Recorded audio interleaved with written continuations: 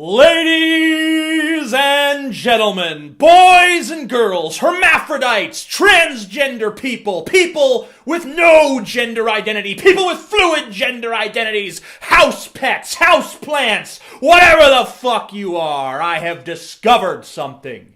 And you are not gonna like what I have discovered. It will hurt you. Would not know that 7 million people are at risk of dying in Somalia right now due to drought and famine. You would not know the Horn of Africa and the West is in the worst drought in 100 plus years. That's East Africa. And then in West Africa, you got 27 million that are starving to death. You don't hear this on our news in the United States. You have 27 million starving to death in West Africa, with 11 more million to be in that category by July. You would not know that India and Pakistan was 120 degrees recently. Some places were 122 degrees Fahrenheit. You would not know the devastating impact India is having with its wheat. It's lost 50% of its wheat crop. So they are no longer exporting wheat because they're trying to survive as a country.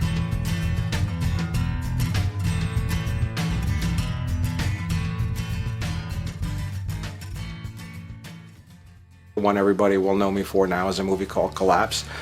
It's a documentary about the collapse of human industrial civilization, which is underway even as we speak.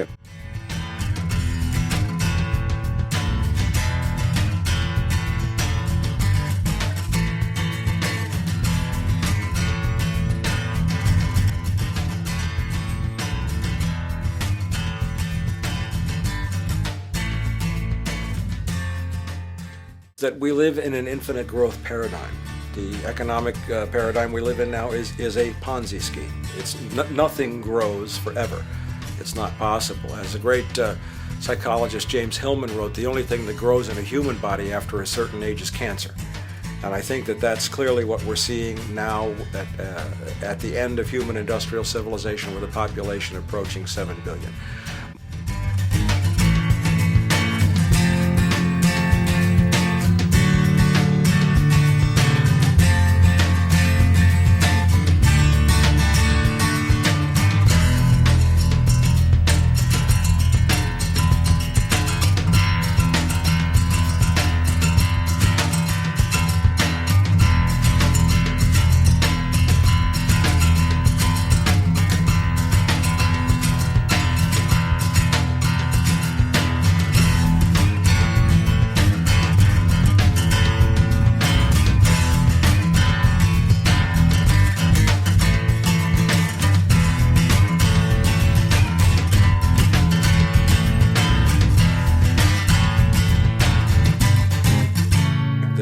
Mainstream media, and especially commercial advertising, all corporations who need this infinite growth, have convinced us, or brainwashed most people in America, and hence the world, that we have to have X number of material possessions and the possibility of gaining infinitely more material possessions in order to be happy.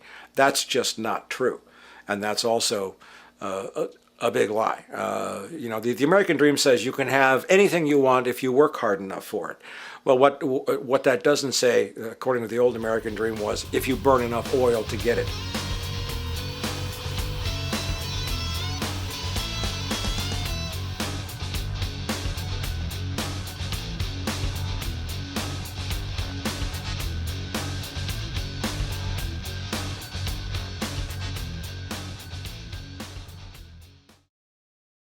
This is what mental illness looks like.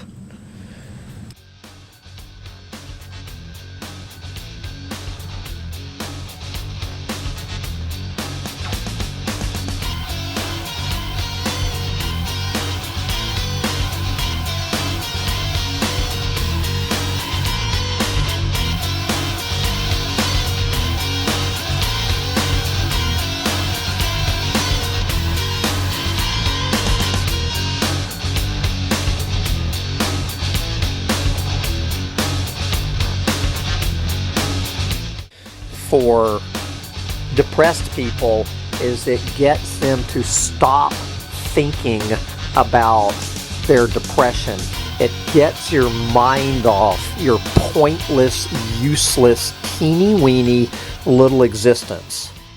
This is important. Climate change. UN emissions gap report a thundering wake-up call. National plans to cut carbon fall short of what's needed to avert dangerous climate change, according to the UN Environment Programme. This has been true for forever, by the way. For like at least a decade, this has been the case. So with current plans, the world is on course to warm to around 2.7 degrees Celsius. Above pre-industrial revolution levels. And the goal for this century is 1.5 degrees Celsius. So what that means is that basically at 1.5 degrees Celsius, we can avoid a lot of the worst effects that climate change will cause. Like, there's not going to be too many coastal regions or island nations underwater, and there's not going to be these ridiculous, disastrous positive feedback loops where some initial change in the climate which causes some secondary change that in turn increases the effects of the initial change, like ad infinitum. So 1.5 is already pretty bad.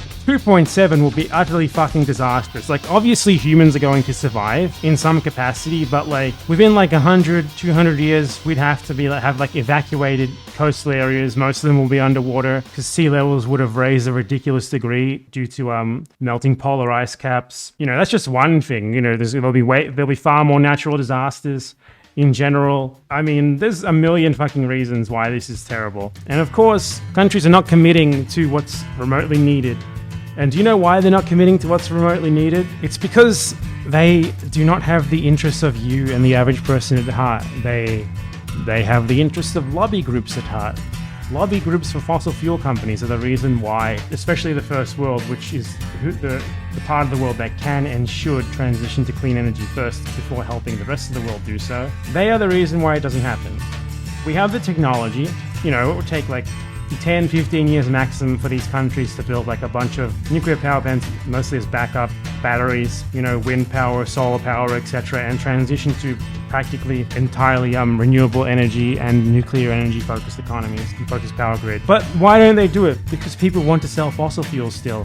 And the people who want to do that, the companies who want to do that, are incredibly powerful and have amazingly massive influence. So that's the reason why, in very simple terms, that we're all going to die.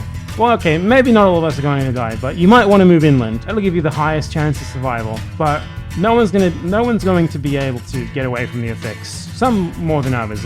Some people are going to, Indonesia's going to be completely under fucking water, and everyone from there is going to try to get into Australia or something, or China as refugees. And they're going to be trying to get to countries that themselves had a lot of their coastline enveloped by the sea, and those countries are then probably going to use their military to mass murder desperate immigrants who are fleeing from climate problems caused in their own country, largely by the countries that they're going to be fleeing to. So it's basically going to be incredibly fucked up, and I don't have much hope that it's going to be avoidable. If you've seen Waterworld, imagine Kevin Costner's Waterworld, but with 50% of the world enveloped by the sea instead of all of it. That's what we're going to be living in. There's going to be so many auxiliary effects of the effects of climate change on politics, on society, not even just talking about the direct, immediate material effects. What effect is millions upon millions of people desperately leaving island nations, for example, going to have on the politics of the rest of the world, on the society of the rest of the world, and the economies of the rest of the world? Are you just going to fucking kill them? What's going to happen? Who knows? These are all these questions that we're going to have to deal with, because there's literally no fucking way at this point that countries just randomly going to commit to what needs to be done to stop catastrophic climate change. Doesn't matter how much activism people do at this point. It's not going to happen. There's not going to be the needed socialist revolution. 55% cuts by 2030 for 1.5 degrees Celsius to be possible. This comes from the UN IPCC, by the way, which is the most important global advisory body on climate change. So yeah, we're kind of fucked. I want to hear the bad news about the climate, and that is it. Don't discuss anything else. It was quite obvious when I got several thumbs down because I talked about organizing. So I guess I won't talk about that anymore.